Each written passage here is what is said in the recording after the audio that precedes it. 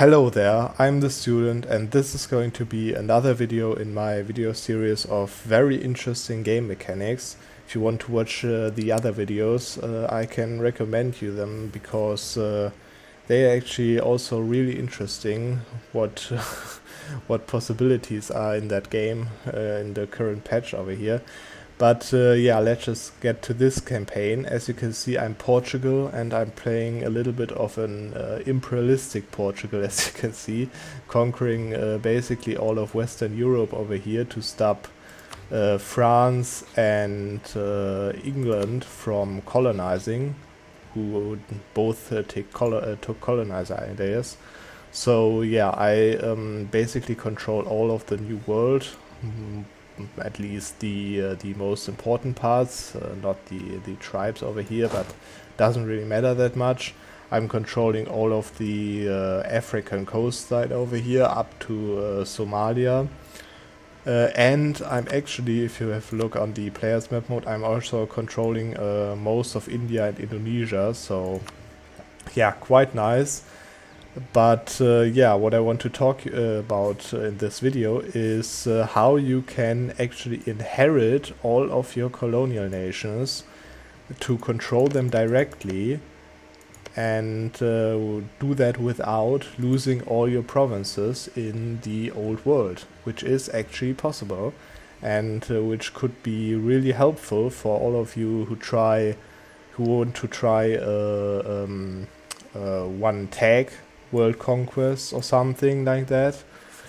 So yeah, I'm going to show you how that works, and let's just go into the details. So first about how do you actually want to inherit those colonial nations. Obviously, if you want to do world conquest, this would be enough, as they are technically your subjects. As you can see, it counts to my great power score, but only halved.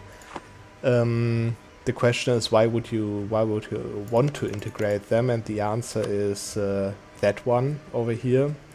As you can see, I have 66%, which is quite nice amount. Over here, for example, the same.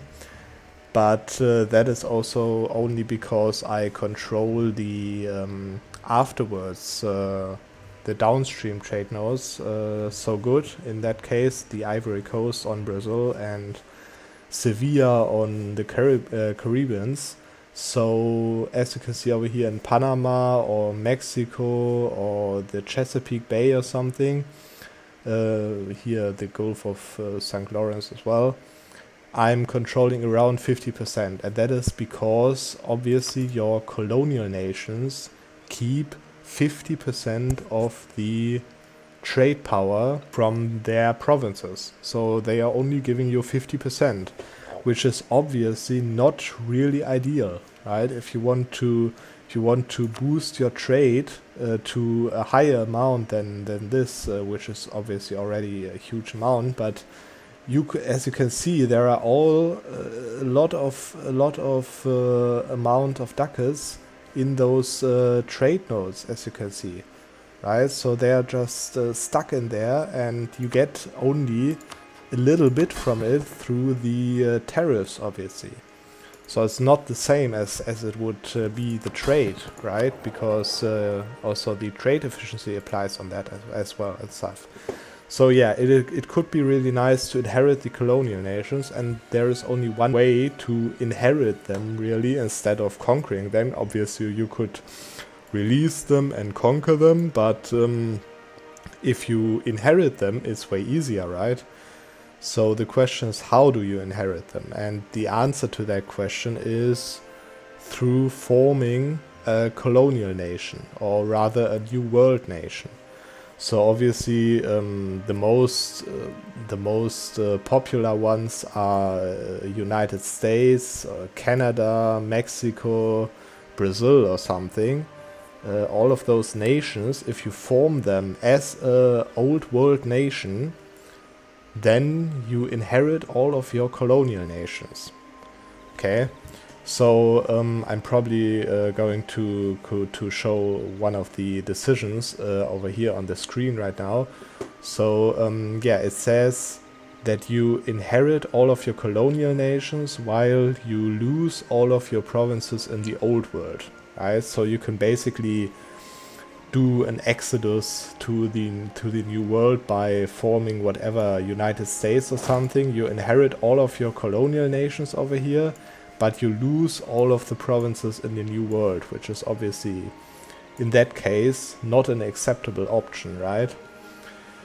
But how can you go around that? And the answer to that is through Australia. Actually, as you can see over here, I've got Portuguese Australia 2, and over here is Portuguese Australia 1, because yeah, actually you can do two Australias if you feed provinces to one of those nations and then conquer them later and overtake the colony.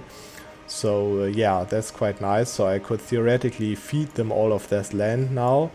And that is also part of the mechanic how this works, because you inherit all of your colonial nation. That means also that I am going to inherit Portuguese Australia 1 and 2, actually both of them.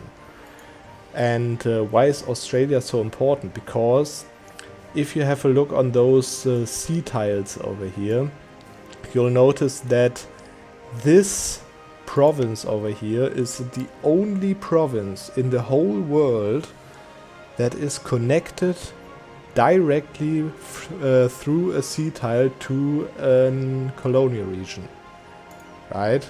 So, for example, if you want to feed Portuguese Brazil provinces in the old world, it won't work. As you can see, there's no sea tile connection, so you can't use the grand province modifier on your colonial nations usually, right? Because there is just no province in the old world that you can feed them.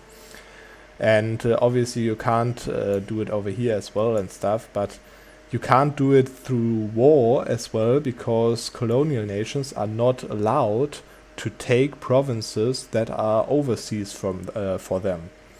But they are actually if they have a connection through a sea tile or a land connection. Then you can feed them provinces through the Grand Province modifier, which I obviously can do if I am in peace. But yeah, you'll notice that I have a few provinces over here fed to Portuguese Australia 2 already. As you can see, all of this is owned by Portuguese Australia. And yeah, you'll also notice that I have all of those provinces. And if you go down that line, actually, you'll notice that this line leads to all provinces that I have in the old world. And that's exactly what I'm going to do. But obviously, before I can do that, I have to find out a colonial nation that I can form. Obviously, you need like 10 provinces in the East Coast or something to form United States, which I don't have. So that's why I'm going to do it over here. I'm going to form the nation of Zealandia, actually. And yeah, that's what I'm going to do right now. I'm going to just full annex that. And what it basically does is it only says that you have to own 4 provinces in that colonial region, and you have to need your capital there. And that's also why we are on the 1st of September and not in the middle of the month or something, because this colony over here finished just on this day. And if I let 1 day pass right now, obviously, this province is going to go to Portuguese Australia, right? To actually, I don't even know to which one of those, but probably to Australia 1 over here.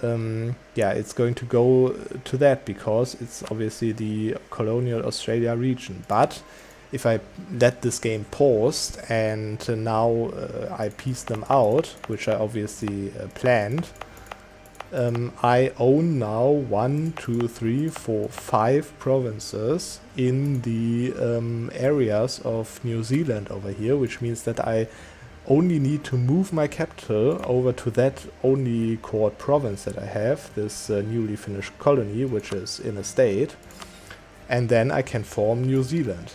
And I'm going to actually inherit all of my colonial nations. But before I do that, obviously, I have to start feeding all of my old world provinces to Portuguese Australia too.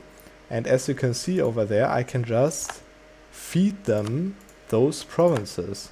Yeah, that's exactly what I'm going to do right now. I'm going to do that. I'm going to feed them those provinces over here to that extent that I'm in that region, and I'm going to feed them all of the provinces that I can until my capital is isolated on the continent. And then, as you can see, we have a lot of admin power. If my province is isolated on the continent, my capital, then I can move my capital to a colonial region, and that's what I'm going to do. And yeah, I'll do that real quick, and we'll see when it's done. So I'm back with a huge nation of Portuguese Australia too.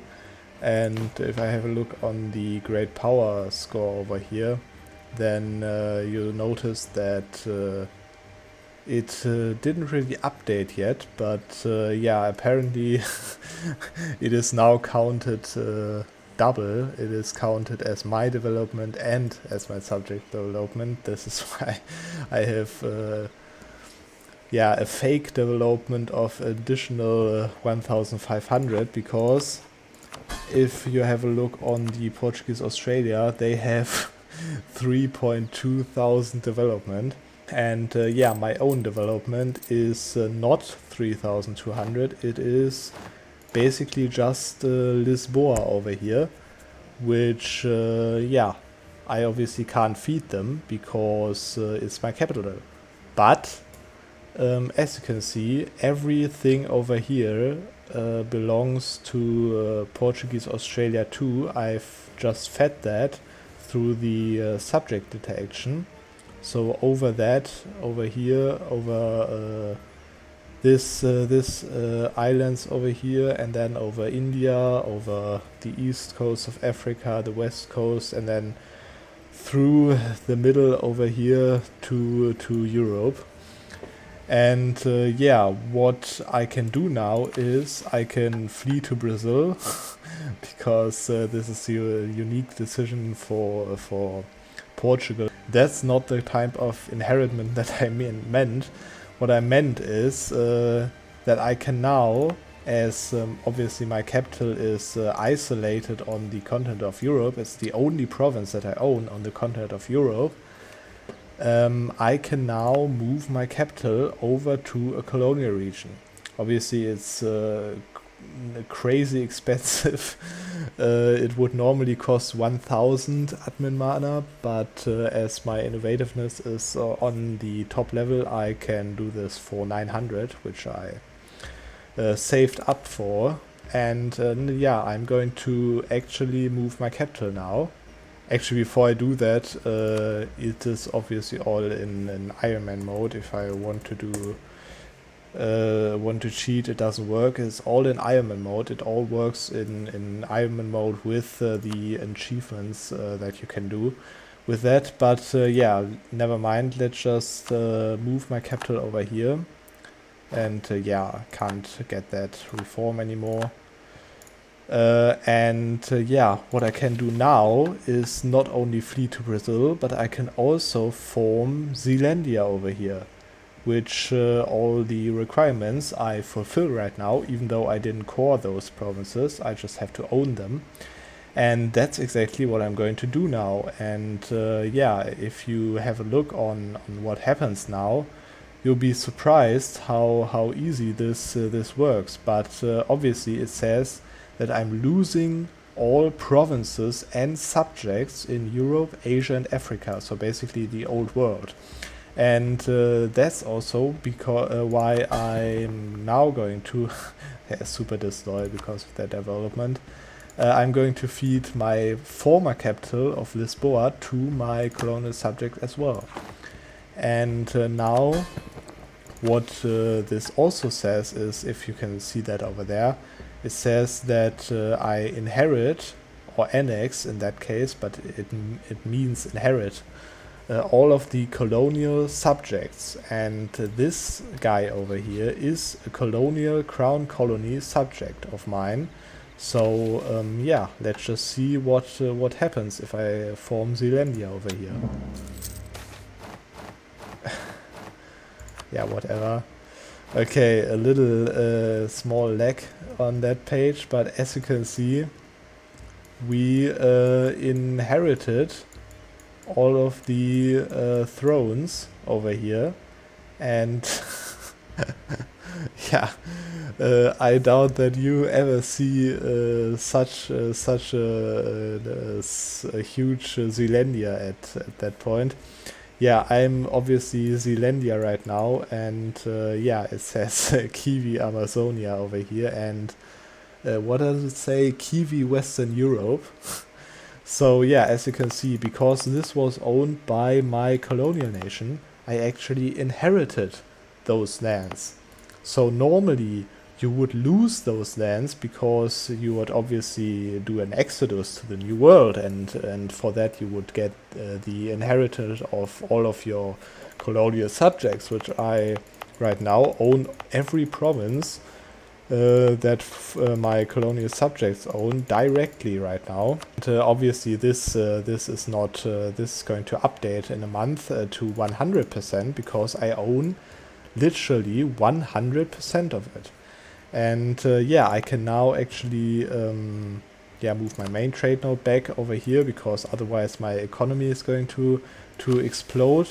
And what I can do also is I can form the Spanish nation militarily. So I don't have to play as Zealandia now. I can, as you notice that I completed my mission tree over here almost fully, and yeah, I could take a hegemony because I have so many ships over here. But yeah, I can just form Spain militarily, which Portugal can do from the beginning of the game if they have the provinces. So yeah, I'm just going to do that, and I'm going to take the Spanish ideas, and I'm going to take the Spanish mission tree over here as well. And yeah, that's basically why this is so OP, because you'll notice that right now I have my own development is 7,360, and it is the year 1630, and my own development is almost 7,500 already. So this is totally insane actually. And yeah, obviously I'm going to be a lot over my governing capacity, but as you can see, it's not that bad as you would think it would be, because yeah, if you build a lot of courthouses and take out privileges and stuff, it can be handled actually. And yeah, as you can see over here, I overtook all of the colonies from my subjects, and as you can see, this is like around 20 colonies, right? A little bit less than that, but I have also 3 colonists over here. So let's say you will be colonizing with around 20 colonists at the same time, like from 1500 on. And yeah, this is so OP, because under normal circumstances you would never be able to own that land directly, but with this let's say game mechanic, you are actually able to do that, and you are able to inherit all of that without losing any provinces in the old world. What do you think can be done with this game mechanic, let's say? And yeah, have a nice day, and we'll see you in the next video.